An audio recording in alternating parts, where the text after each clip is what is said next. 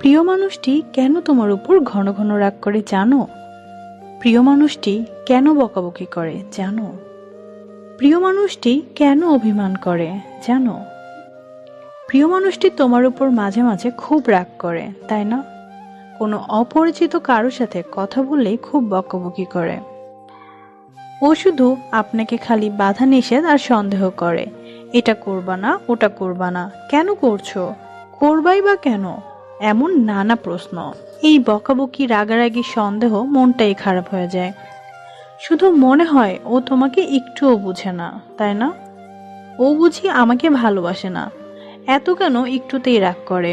আর এই সামান্য কারণে কি তুমি মন খারাপ করে বসে থাকো? ভাবতে পারেন, ভালোই যদি বাসে তাহলে এত রাগারাগি, বকাবকি, ঝগড়াঝাটি, সন্দেহ কেন করে? আরে বোকা, একটাবারও কি চিন্তা করতে পারো না পৃথিবীতে এত মানুষ থাকতে শুধু তোমার সাথেই কেন এমনটা করে? চাইলে তো আরো মানুষের সাথে বকাবকি, রাগারাগি, ঝগড়াঝাটি, সন্দেহ করতে পারে, তাই না? তোমাকে ভালোবাসে বলেই তোমার সাথে এমনটা করে।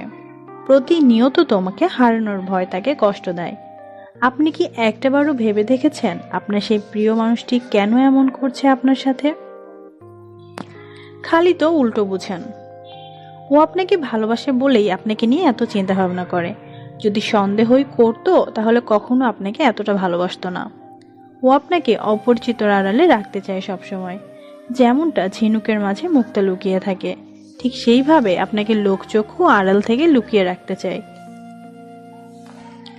যেমনটা খেয়াল করে রাখতেন, বুকের মাঝে আগলে রাখতেন আপনাদের বাবা মা আপনাদেরকে।